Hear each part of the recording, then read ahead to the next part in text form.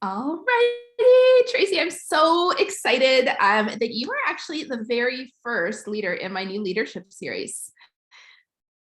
I'm so pumped to be the first one. I know. You know what? I just had this I've had this idea brewing for a little while, but I think there's just so much value in hearing from other women's experiences, knowing, like, you know what I mean, the steps you took to get where you are, but also knowing that you're human, that leaders are human, that we go through the same things, that we experience the same challenges. And a leader really is just someone who has figured out a way to overcome it, in my opinion. Exactly. I completely agree.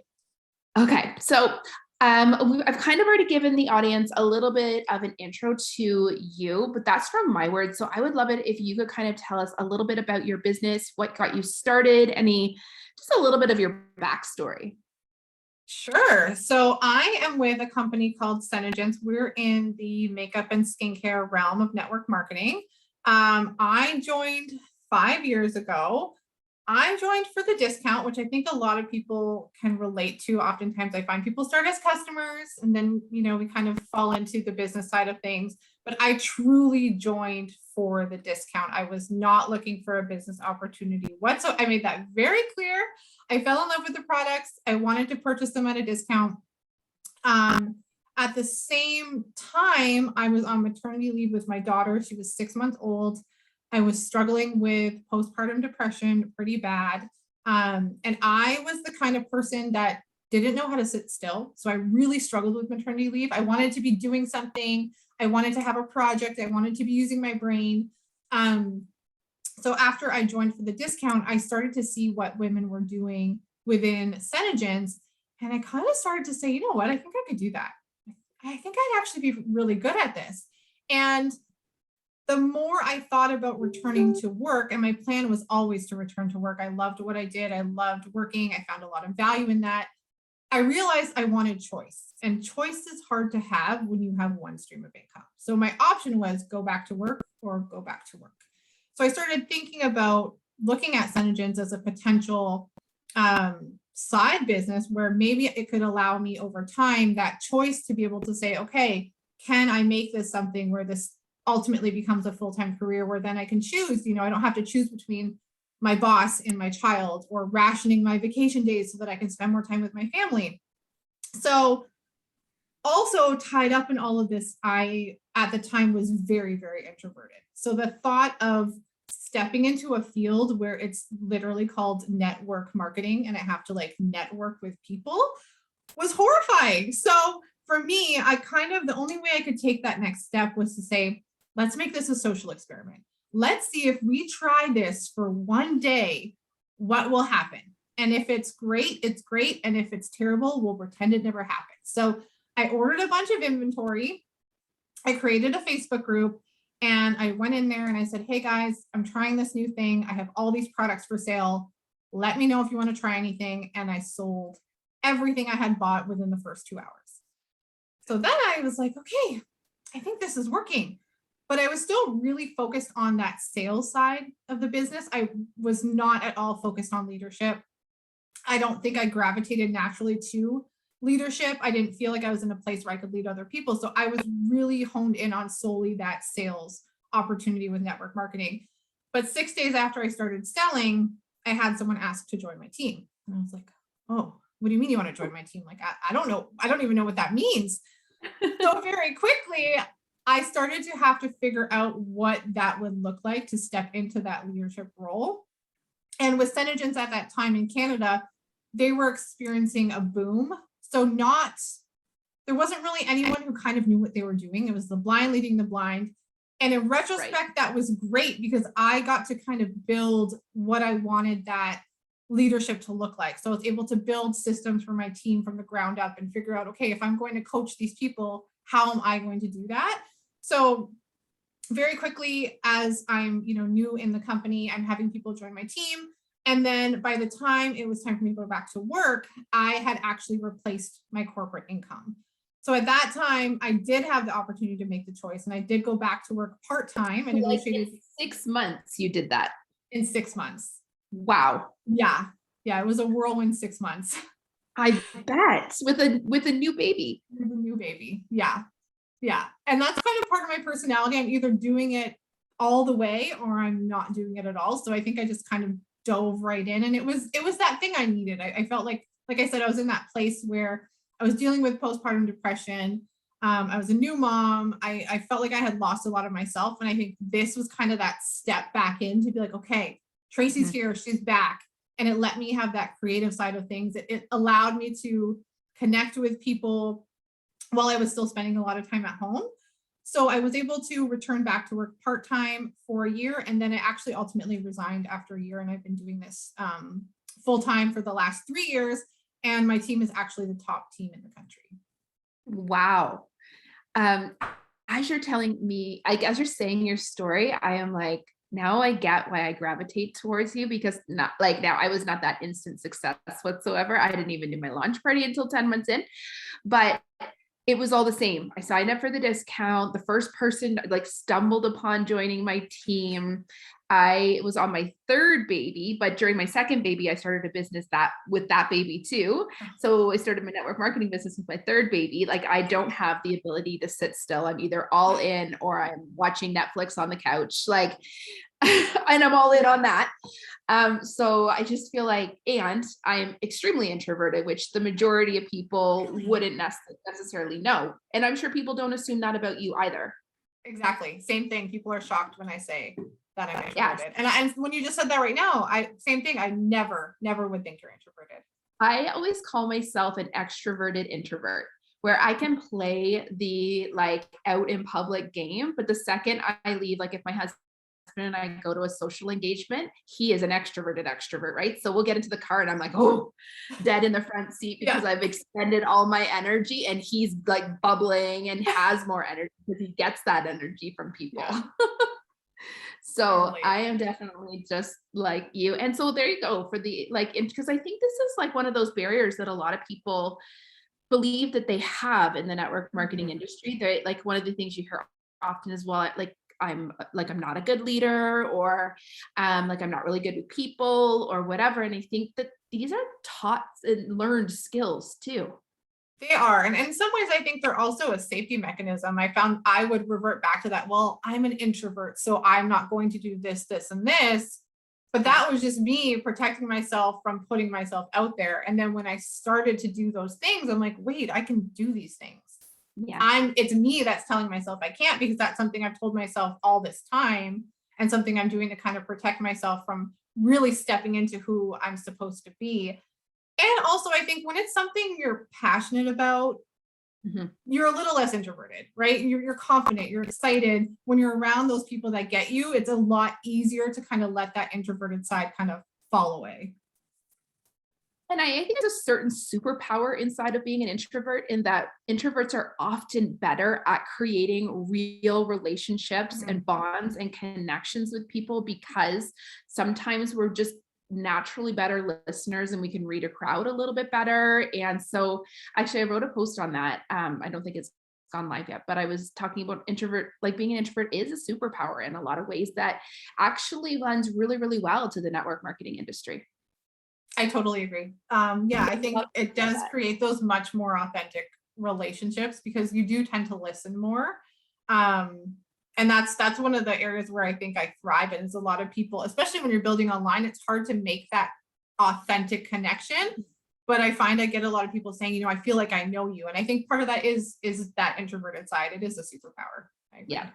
I love that. So one of the things that I wanted to talk about kind of in my leadership series is just like a challenge that you have faced in becoming a leader. I love that you said that you, in the beginning, you had no idea what that even looked like or how to step into, and I hear that all the time. And I think it's like, I always equate it to motherhood, right? Like the fact, if you worry about if you're doing it okay, then you're probably good about it because Yeah. you are good, like you're good enough to care that you are not good at it. Right. So Yeah. tell me a little bit about like maybe some of the experiences you have had or a challenge you've overcome and anything you learned from that. Yeah, I think for me, one of the big ones, which we already touched on, was that being a little bit more introverted, and then having to go out and lead people. But I would say for me, personal development was a huge factor in helping me work through that. And I think for anyone that's introverted or struggles with any sort of confidence issues or imposter syndrome, do the work on yourself, because when you can kind of get to that place where you're feeling confident in yourself and your abilities, a lot of those fears are going to fade away. And I think personal development is overlooked because we're so focused on getting the sale or getting the new teammate, but in network marketing, you're the face, you're the everything, right? You're the human resources, you're the customer service, you're the influencer, you're Canada Post, you're wearing so many hats that like it really does have to start with you. And when I did the work on myself, I even looking back at the way I used to post content or the kind of videos I would put out or the way I would talk to people, I noticed such a huge shift. And I know that's from doing the work on myself.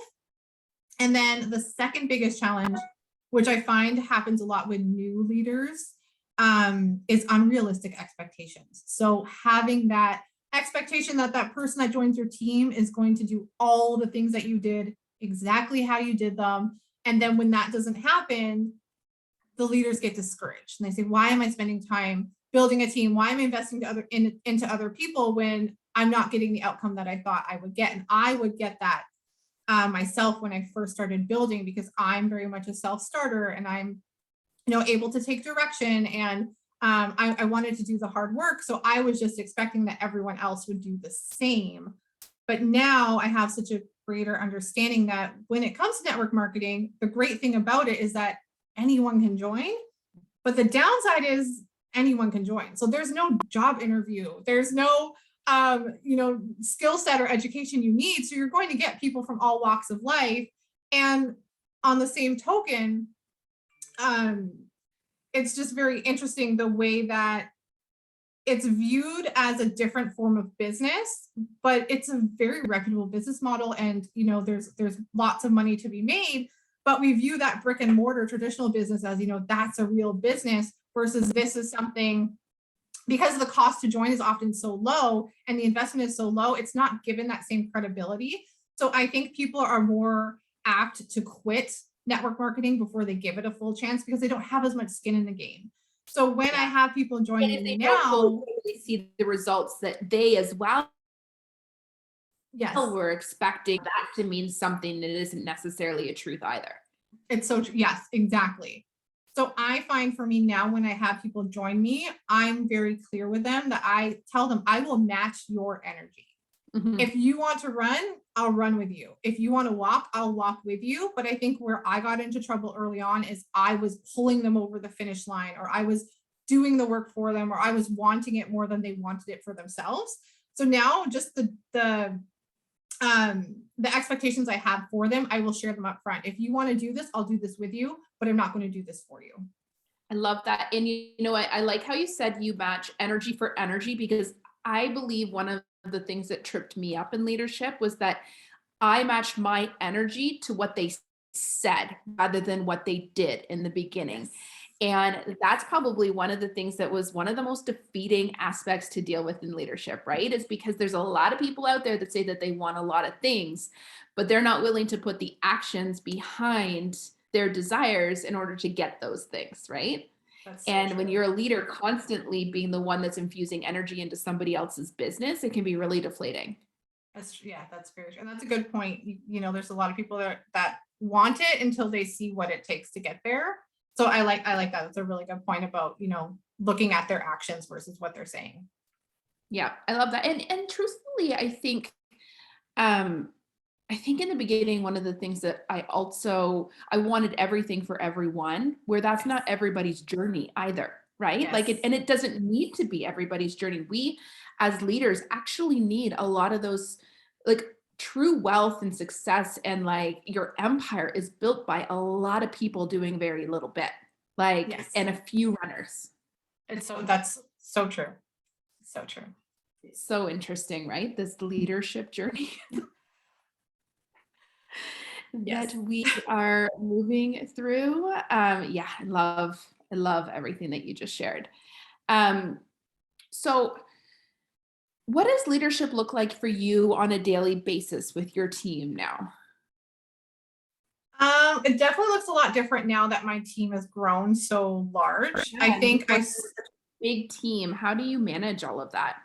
Yeah, I struggled for a while with that growth because I wanted to lead the same as I led when I had 5 people on my team, but it doesn't work like that when you have 500 on your team. You can't be that for everyone.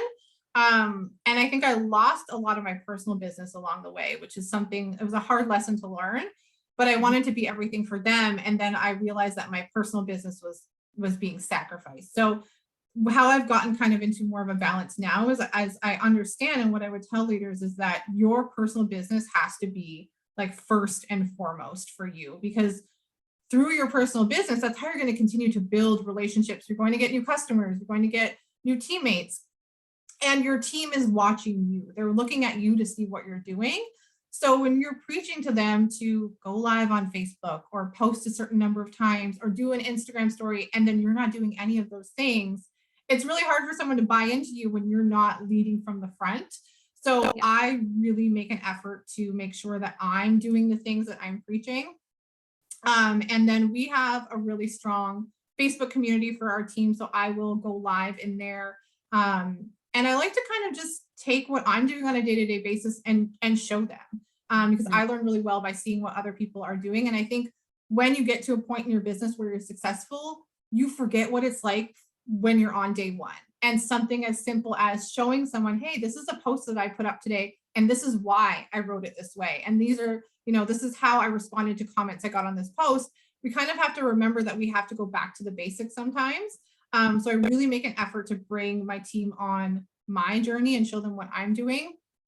And then when I'm creating resources or content for myself, I like to do things with the lens of, can I do this once, but then use it in multiple ways? So if I'm creating something for myself, I'll think about how I can then share that with my team so that they can also be successful, but then I'm not necessarily reinventing the wheel and kind of spreading myself too thin. That's a really, really good tip. And I think one of the easiest ways to lead really is just to lead by example and share what you're doing in a way that other people can do it, right? Just take them along with you. And for anybody who's just in the process of starting a team, it actually doesn't need to be more complicated than that. Right. Just do it with them, right? Don't do it for them, do it with them. Exactly. Yes. And I love the sharing of resources. And I think that this is something that a lot of people struggle with, right? They get really consumed and caught up with I don't want to share too much with my team. Whereas I'm of the belief, I'll share whatever. I don't think I think everybody brings their own magic to everything that they do, and they bring their own authenticity. And if I can make something easier for someone else, then that's fine with me, right? Or I give them the benefit of the doubt in that I think, you know what, maybe they're just borrowing my stuff until they learn to create their own. Right. I feel the same way. Yeah, I totally agree with that. Yeah. Okay. So last skill testing question for you. If you could give anyone running a business and wanting to move into leadership one piece of advice, what would it be? Okay. I would say, I have two though.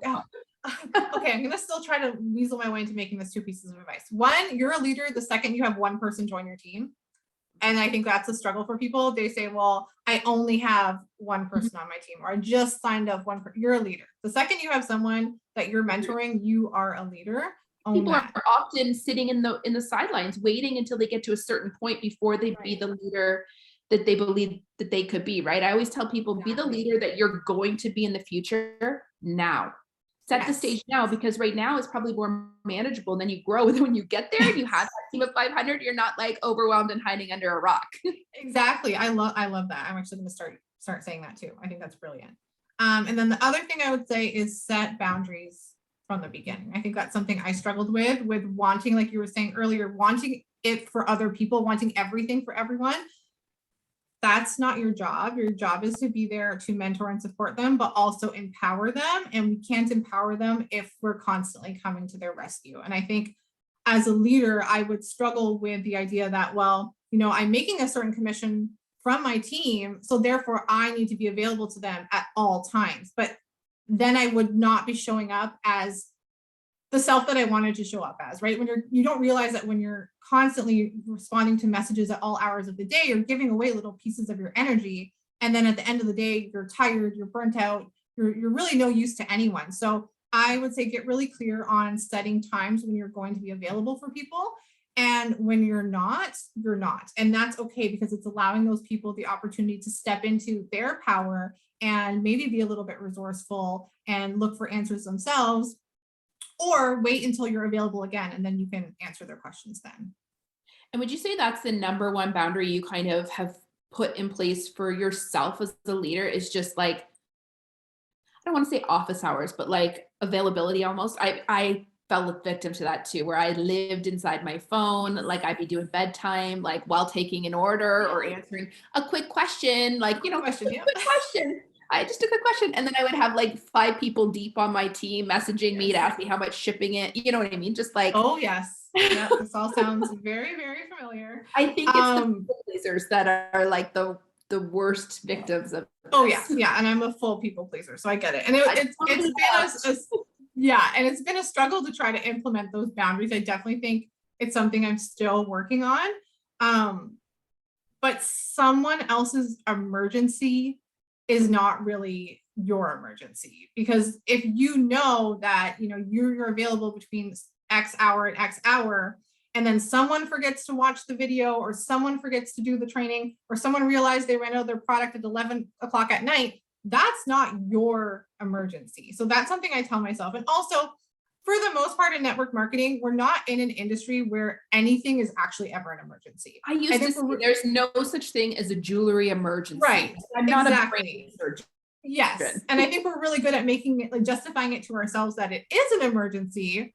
But I also think right? Because we're worried so much about the energy of our team that we think if we don't answer them right now, they're not going to do the things or work their business or build their business tomorrow. Exactly. Like that was a fear of mine personally. Yes, mine too. And I think that comes from a place of scarcity too, right? Same with customers. If I don't respond to the customer right now, I've lost the sale.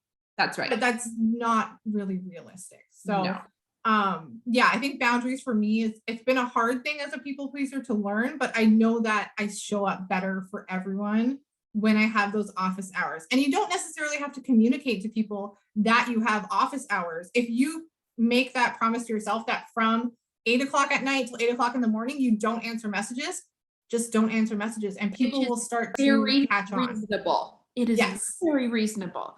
I used that was pretty much my timing too.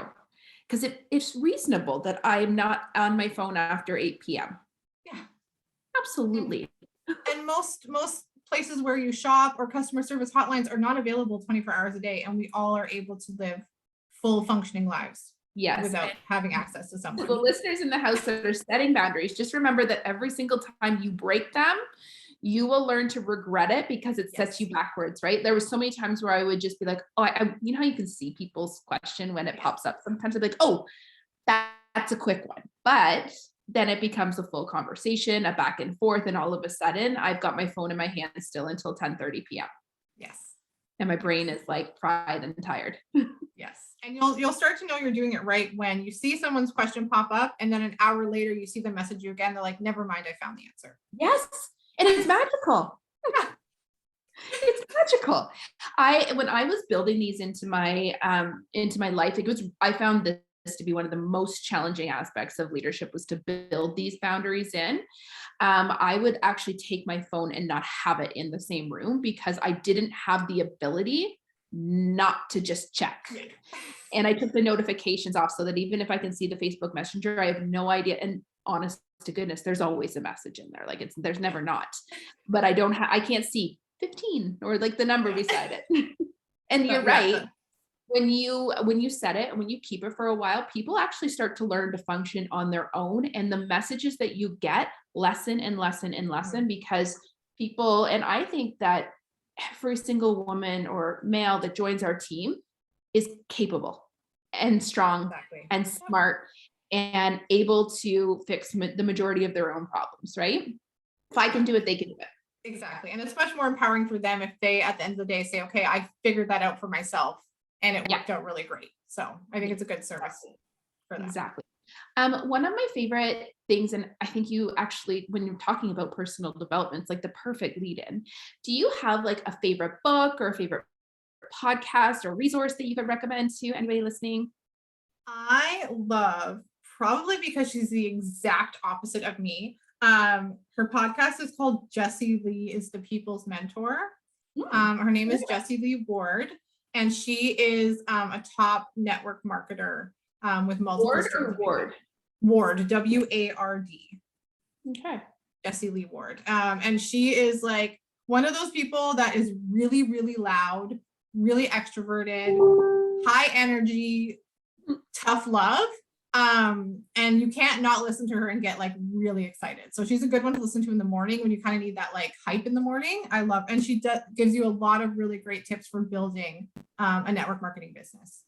Amazing. Okay. I'm actually going to check her out too, because I've never heard of her. And lastly, if people want to find you on Instagram, where would they find you? They would find me. My Instagram is find you. Best place to find me. I'm on Instagram. I'm on there a lot on my stories. If you like really awkward, introverted content, come hang out with me. I mean, if they're watching me, they probably do. They would probably, I feel like, yeah, same target demographic. They probably about the same energy level, I think. My Instagram is Tracey and Zimmer, Tracey and Zimmer. So you can come find me over there. Amazing. Thank you again for doing this with us and being my very first on the leadership series. I'm so honored. This was so much fun. I know, it's so painless, right? So painless. Two introverts just hanging out. Two introverts just hanging out like we do best. Yeah. All right, you guys, go give Tracey a follow, like and share this episode, do all the things, and I will see you next week.